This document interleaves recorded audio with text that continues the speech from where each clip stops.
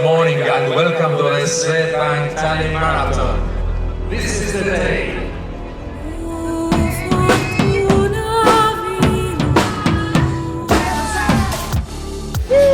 Reedel oli närv sees, eile ei olnud üldse närvi ega tunned ja täna ei ole veel tulnud ka, et mul ei ole sellist asja enne olnud. Ma ei tea, kas see on hea või halb. Yes, I would like to improve my personal mark. See on minu 212. maraton, kui ma olen täna selle 42 kilti ära teinud. Friends back in England, they spoke really highly of it, about the organization, the city of Tallinn, how scenic it is.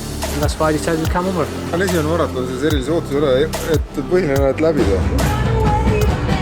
Saaks enne, kui palavaks läheb, saaks võimalikult kiiresti, võimalikult kaugele ära joosta. Siuke ongi nii, et tulla võtta osa ja nautida jooksufestivali ja suurürituste.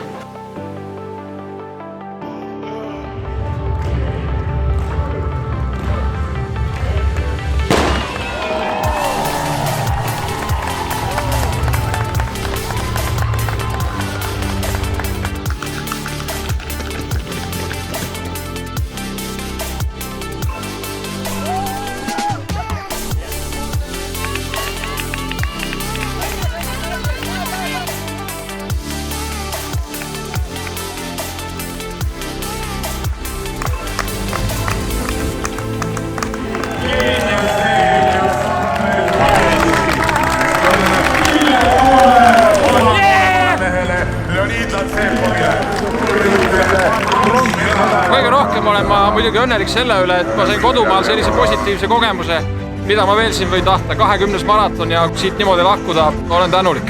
Oli pronksi peale jookseid, oli teisi, aga see mul niisugune eesmärk oli endal tõesti.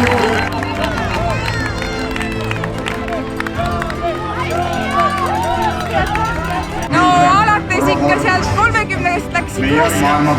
Ei olnud nii olnud, nagu ma kartsin. Olin hullamaks valmis. Seitsmes! Tulge kõik jooksma! Vedasin tammase, lõpuni.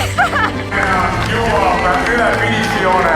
See kõik sai alguse aastal 2000 ja selle mehe Mati Lillialliku unistus, et teha Eestis midagi erilist, teha paremini kui mujal maailmas.